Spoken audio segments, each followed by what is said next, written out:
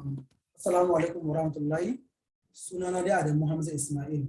Ni ne wanda zan jagoranci tattaunawar mu ta yau a cikin ɗaya daga cikin dabarun nan guda 7 na samun ƙwarewa a cikin kasuwancin ƙulla alaƙa. Wanda ɗaya daga cikin dabarun nan na cikin kasuwancin ƙulla alaƙa wanda ake kira da gayyata. Yadda za ka amfani da na'ura wajen gayyatar mutane zuwa cikin kasuwancin ƙulla alaƙa, wanda ni kaina mai gabatarwa Adamu Hamza Ismail Tim AJ da kuma abokin aiki na Ibrahim Khalil Buhari Tim RM muka shirya muku. A yayin da ka fahimci wanda kake so ka gayyata cikin wannan kasuwancin ƙulla alaƙa, mutum ne mai daraja, mutum ne mai kima. Abu na gaba da ya kamata ka alaƙa da shi ne mai sai ka fara koyan dabaru ta da za ka zo ka gayyace shi zai ga wannan shirin namu mai muhimmanci. Bayan da haka akwai dokoki guda 4 wanda ya kamata mu yi la'akari da su kafin fara gayyata. Wanda duk wanda zai fara gayyatar mutane dole sai ya yi la'akari da wannan dokoki guda 4. Doka ta farko ta ce shine dole sai mun cire fushi a yadda muke yin gayyata. Domin idan muka cire fushi ba, duk wanda za ka gayyata ba ka taɓa samun nasara tare da shi ba. Doka na biyu kuma shine dole sai ka tsara kafarka, domin a yayin da kake gayyatar mutane kana mai hankalinka ya karkata wani wajen daban, ba za ka taɓa samun abin da kake bukata ba. Dole sai ka mai da hankalinka a yayin da kake yin gayyata. Doka ta hudu kuma uku shine a yayin da kake yin gayyatar mutane dole sai ka shigo da raha, dole kuma mai sai ka sa karshe shi da kuma jin daɗi kuma farin ciki a cikin zuciyarka. Domin me idan ka sa wani abu ya shiga zuciyarka abin da zai hana ka jin daɗi to wannan zai bata maka lissafinka. Doka na hudu shine dole sai ka zanto mai karshashi a yayin da kake yin gayyata. Domin sau tarin yawa ga wani idan yana gayyatar mutane baya shi da karshashi ko ba shi da karfin gwiwa, wannan kadai ma yana jawo mai rashin nasara cikin kasuwancin nan. Sai abu na gaba da kamata mai la'akari da su shine muhimman abubuwa da ya kamata mai la'akari da su kafin fara gayyata, wanda yana da matukar muhimmanci dukkan mu la'akari da wani abubuwan. Abu na farko shine mu sani cewa babu wani dan adam da baya bukatar wata dama muhimmiya a rayuwarsa, babu shi.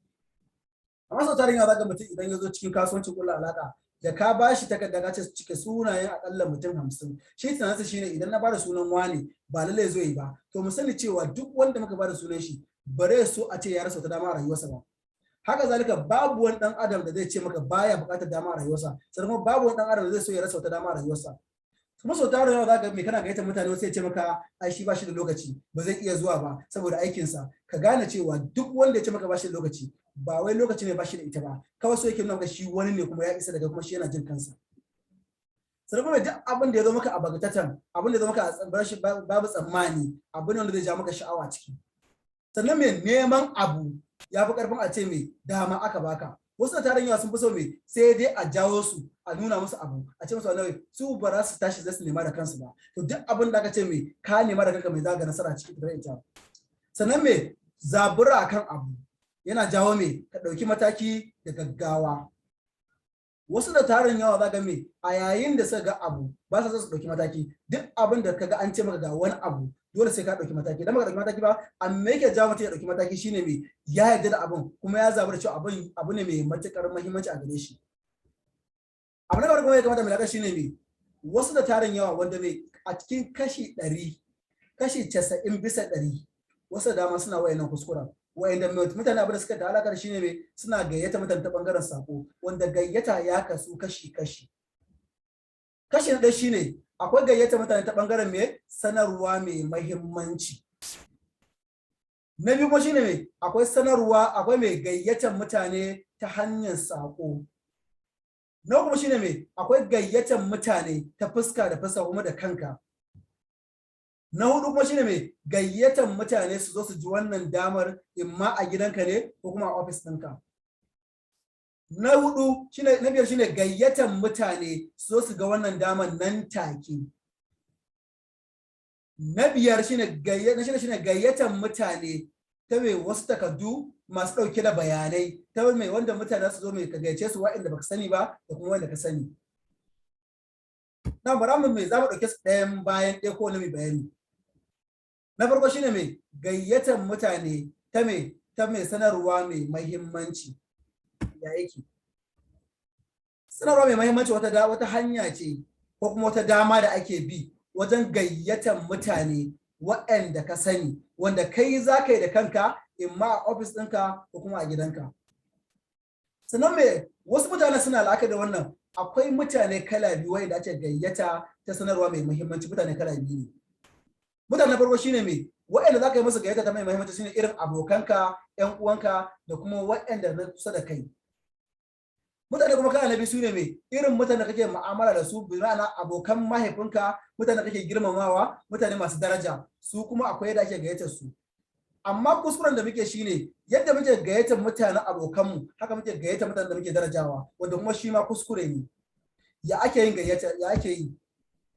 Yadda ake gayyatar mutane waɗanda ƴan uwanka ne da kuma abokanka, ya ake yin kiran? Kiran shine na farko da ka ɗau waya, ya za ka yi? Suka ce assalamu alaikum Malam Hamza, ka fara gaishe shi. Idan ka gaishe da Malam Hamza ka ce to Malam Hamza, shin kana Kano ranar Lahadi kuwa? Kai za ka zaɓi ranar da ta dace da kai. Idan Malam Hamza ya ce maka a'a ba shi lokaci, kada ka ɓata kanka lokaci ka kashe waya ka kawai. Amma a yayin da Hamza ya ce maka yana da lokaci, to Hamza, ina wa dukkan abokaina masu mahimmanci sanarwa mai mahimmanci ranar Lahadi karfe 10:30 na safe. Idan ina so in baka wannan damar, idan na baka damar za ka samu damar halarta, ka tabbata ka yi shiru tukunna har sai Malam Hamza ya baka dama.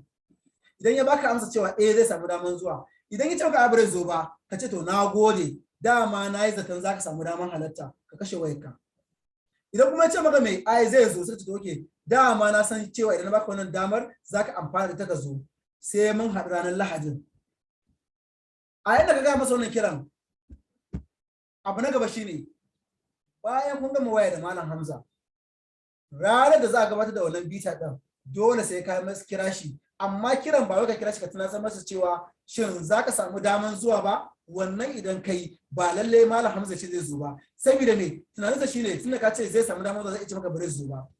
Amma me kamata ka yi? Sai ka ce to Malam Hamza, idan za ka taho gurin taron nan, ka tabbata ka to min da alawa ko kuma wani abu da bai gaza 300 ba, ko kuma ka to min da ruwa jarka 2, ko kuma ka to min da ruwa lemo roba 2.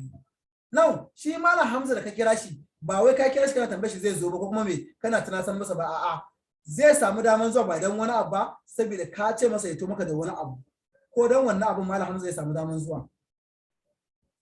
Abu da kuma da zamu yi shine me yadda ake gayyatar mutane waɗanda suke da daraja, mata manyan mutane, ya ake yin kiran? Shi ko kiran shine assalamu alaikum Alhaji Umar, ka fara gaishe da Alhaji Umar. Idan kai suka ce to Alhaji Umar, shin kana garin Kano ranar Lahadi? Idan Alhaji Umar kuma ya ce maka a bashi lokaci, ka kuskame ka ko gaggawa kashe wayarka. Amma idan Alhaji Umar ya ce maka yana da lokaci, ko to shikenan Alhaji Umar, ina ma dukkan mutanen da nake mutuntawa a rayuwa, ko nake darajawa, wani sanarwa mai matukar muhimmanci ranar Lahadi karfe 10:30 na safe. Idan na baka wannan damar, za ka samu daman halarta.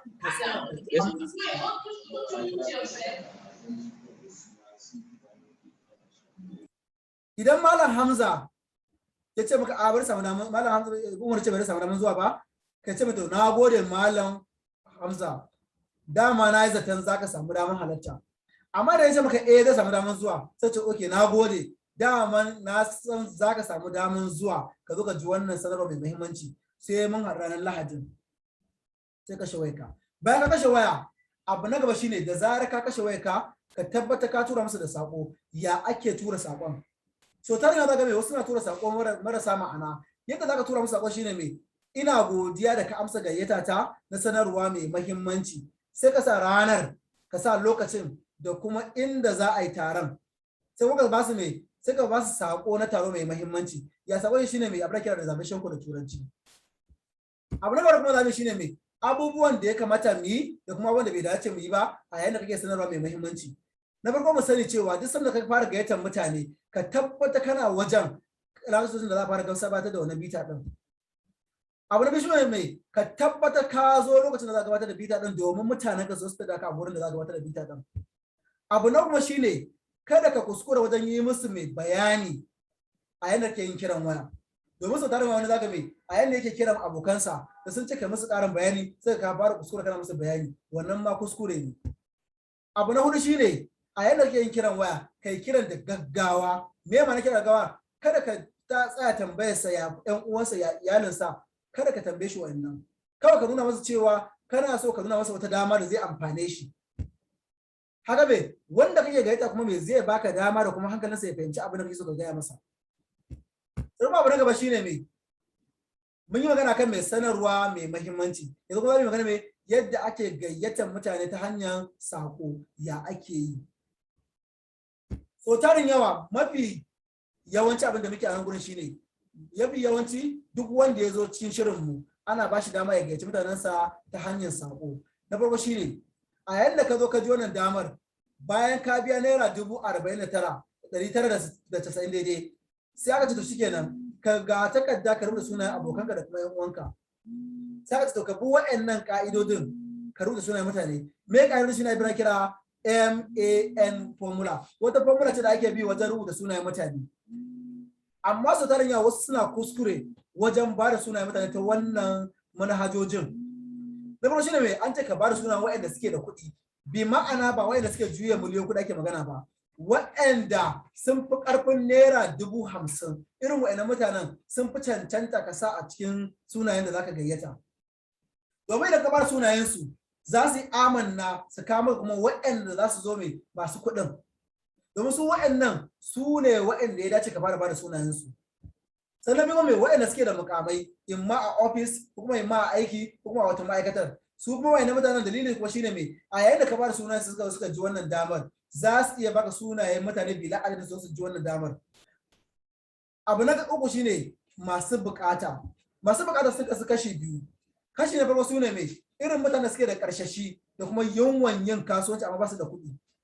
Irin wani zaka iya taimaka musu ka ba su dama ka ba su jari su yi abin da ya dace kuma su kawo maka nasara cikin kasuwancinka. Mutane kana nabi su ne mai irin waɗanda suka gama jami'a suka gama karatu amma ba su da mai ba su da hali ba su da aikin yi za ka iya ba da sunansu waɗanda mutane kuma za su iya kawo maka nasara su ma. Sannan kuma bayan ka ba da sunayensu dole sai ka tura musu da sako. Amma wasu kuskuren da suke shi ne ba sa tura sakon ta bangaren waya sai da su tura ta WhatsApp wanda kuma shi ma kuskure ne. Domin a yadda ka tura musu ta WhatsApp ba za su ɗauki abin da muhimmanci ba. Ya ake tura sakon shine barkanka da warhaka Malam Khalil. Na gabatar da sunanka ga wata kungiya da ba ta gwamnati ba da suke yin campaign na kasuwanci yanzu a Najeriya. Za su iya tuntuɓar ka akan haɗin gwiwar kasuwanci a nan jihar Kano. Fatan kana gari. A yayin da ka gaya Malam Khalil wannan abun, Malam Khalil zai kira ka a waya ce wani irin kasuwanci ne ina buƙatar ƙarin bayani. Kai kuma me zaka ce masa akwai amsa da zaka bashi ya amsa take gashi nan. Kada ka kuskura ka ba su amsa sai da ka gaya musu me zaka ce wata kungiya ce da bata gwamnati ba suna nuna ma zababbun mutane ta yadda za su iya samun kuɗaɗe ba tare da sun jingina wani ba ba tare da sun karɓi bashin banki ba. Na san ɗaya daga cikin shugabanninsu sai suka ce na bada lambobin abokai na masu fikira da kuma tunani sannan kana ɗaya daga ciki idan sun kira ka ka sanar da ni. Na idan Malam Khalil ya ci gaba da bayani ya zaba da tambayoyi me zaka ce zan turo maka da me yanar gizon mu kai bincike da kanka www.labuwanabida.project.com. Sannan abu na gaba kuma shine ya bayan ka tura musu da saƙon ba kai za ka yi gayyatan ba akwai wanda zai gayyatan daban imma wanda yake sama da kai imma kuma ba sakatarori su kira maka mutanen amma ya yake yin kiran. Salamu alaikum barkanka da warhaka sunana Malam Khalil ina magana da Malam Sambo yanzu ma Sambo zai ce maka shine ba ma Sambo ya ce maka shine sai to ina kira ne daga wata kungiya ta Labuwanabida abocinka ne Malam Khalifa shi ya bada sunanka da kuma lambar wayarka da fatan ka gane shi. A wannan lokacin shi kuma saboda ce abokina ne na kwarai. To domin ƙarin bayani, Labuwanabida kungiya ce da bata gwamnati ba da suke nuna ma zababbun al'umman arewa ta yadda za su iya samun kuɗaɗe ba tare da sun ci bashin banki ba cikin ƙanƙanin lokaci. A yanzu suna gudanar da kasuwanci su a nan Najeriya faɗin Najeriya kuma mai suna neman mutane masu fikira da tunani da kuma mai ƙarshashi ta da za su iya mu'amala da su shine abokinka Malam Khalifa ya bada sunanka da kuma lambar wayarka. Wa'anda a cikin sunayen da Malam Khalifa ya bayar kana ɗaya daga cikin wanda aka zaɓa kuma aka baka dama domin halarta taron mu da manyan shugabanninmu ranar Asabar karfe 1:30 ko kuma Lahadi 10:30 na safe. A cikin wa'annan lokuta guda biyu wanne za ka samu damar halarta? Ka ba ma saboda dama har sai ya baka amsa. Idan ma sai ce to zan samu damar zuwa Asabar karfe 1:30 sai ka ce to shikenan zan tura maka da sako mai dauke tare da adireshi da kuma sakon gayyata wanda shi zai baka dama shiga ɗakin taron ka tabbata ka zo da wannan sakon domin idan babu shi baka samu damar halarta ba. yanzu ma saboda ce maka na gode sai su ce Allah ya bada ikon zuwa na ba ka gama wannan kiran sai ka tura musu da sako.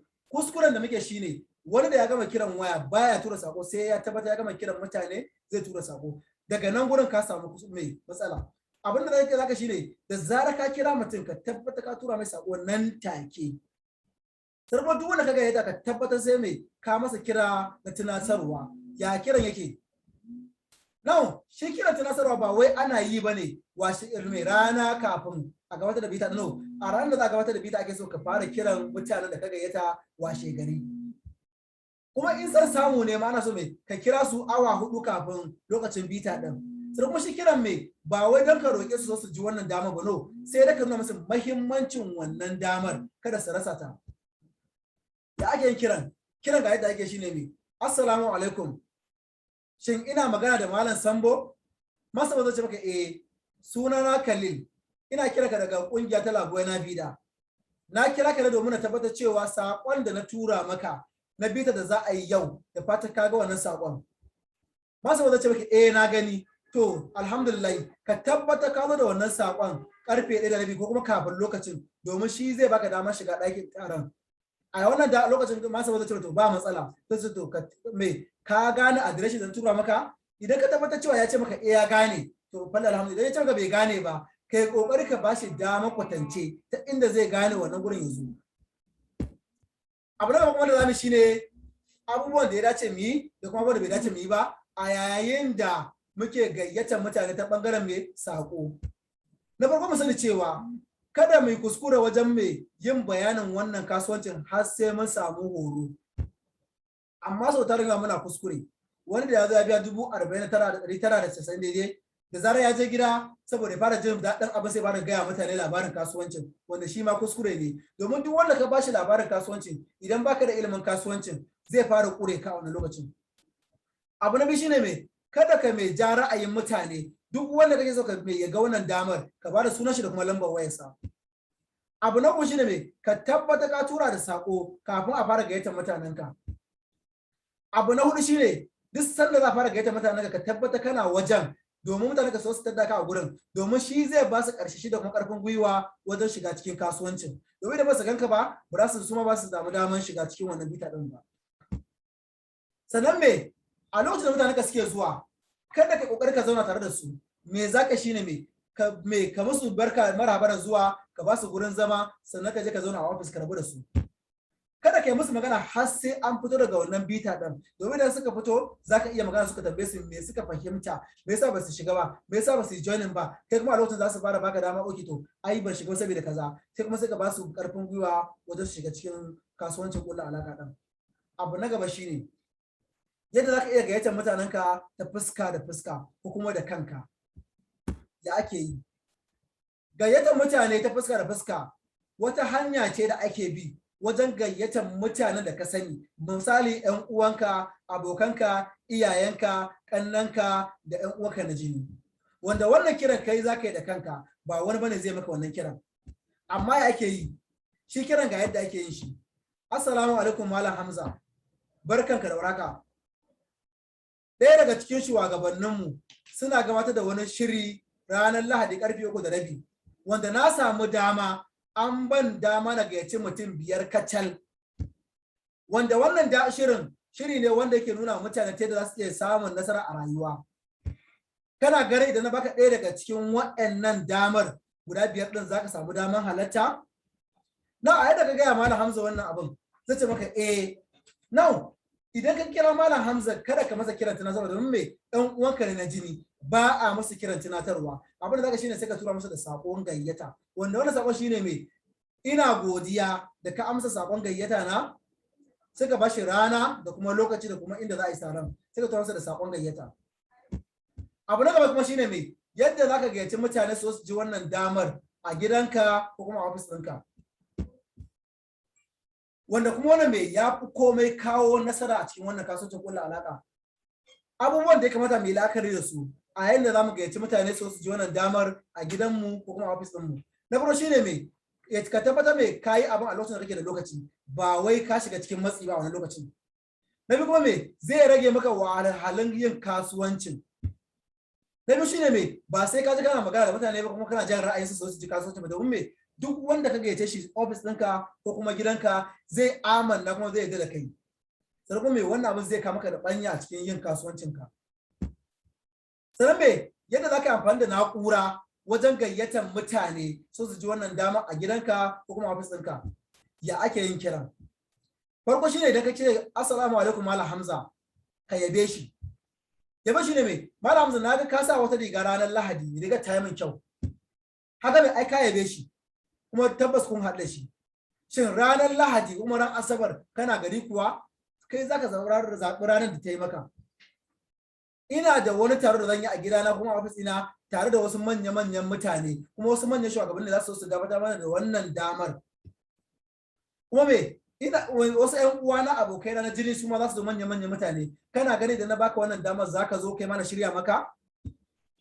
idan malam Hamza ba ce maka zan zo ba ko kuma wani lokaci bane kada ka kuskura ka bata kanka lokaci ka kashe waya ka kawai na biyu me akwai me yadda ake gayyatar mutane ta wasu takardu da ake amfani da su masu dauke da bayanai domin me su ga wannan damar me ga waɗanda baka sani ba wani za ga maybe a yanda ya zo cikin kasuwancin da ka tambaye shi ka ba da sunayen mutane sai ce maka ai ban san wani ba ai ni ban da yan uwa da yawa Kano to ba wai iya waɗanda ka sani kawai su ne mutane da za ka yi mamaki da su a cikin wannan kasuwancin ba hatta waɗanda baka sani ba wanda bisa nazarin da muka shine kashi 90 bisa 100 a cikin nasarar kasuwancin shine mutanen da baka sani ba su suke kawo maka nasara kashi 90 bisa 100 nawa ya ake yi su kuma wasu takardu ne masu dauke da bayanai zaka ba mutane su cike da sunansu da kuma lambar wayarsu da kuma su 'yan bayanai idan suka cike zaka dauko suka fara kiransu wanda kuma ba kai zaka kira su ba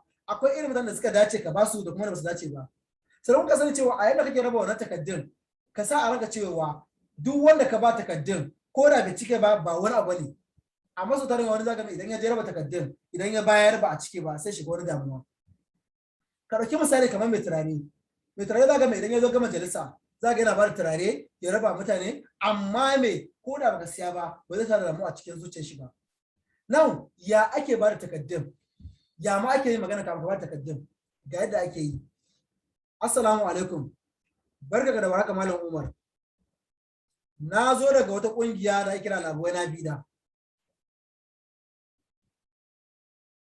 wanda me wannan kungiyar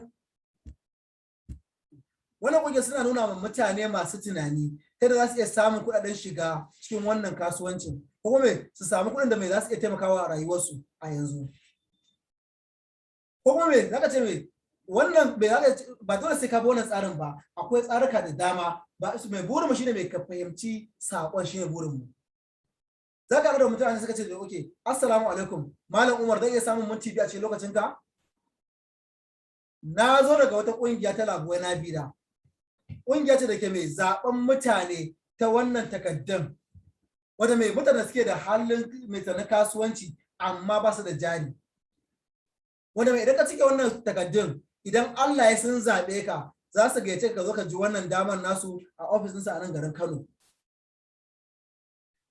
tunanin shine mai kada ka kuskura wajen yin bayanai domin mai a yanda kake bayani zaga mai zai dinga maka kusa tambayoyi wannan kuma kuskure ne now bayan ya cike takardar sai ka yage takardar sai ka bashi sama kuma sai ka dauki inda yake dauke da bayanai kuma duk wanda ya ce bare cike ba kada ka ce dan Allah ya cike no kuskure ne idan bai cike ba karbi kayan ka tafi da shi domin mutane da yawa suna jira abu na ba shine bayan ya cike ya ake yin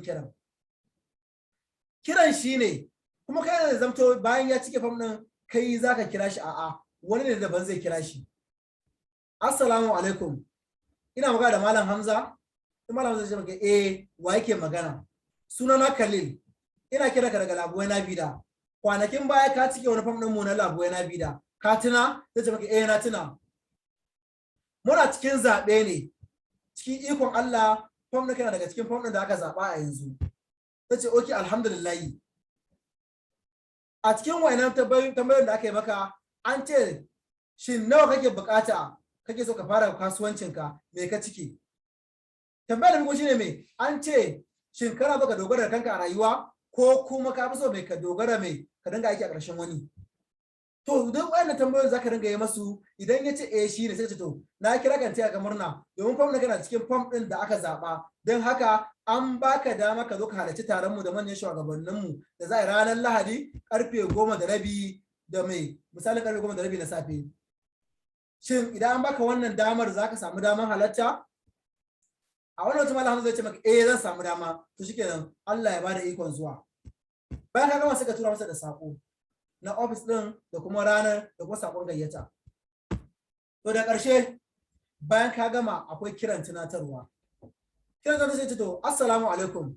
Ina magana da Malam Hamza zai ce maka sunana Malam Khalil daga kungiyar Labuwai na Bida. Na kira kan tuna maka shin wannan sakon da na bita da za a yi yau karfe 3:30 ka same shi? Sai ce maka na kira kan tuna maka ka tabbata ka zo akan lokaci domin karka makara ka rasa gurin zama.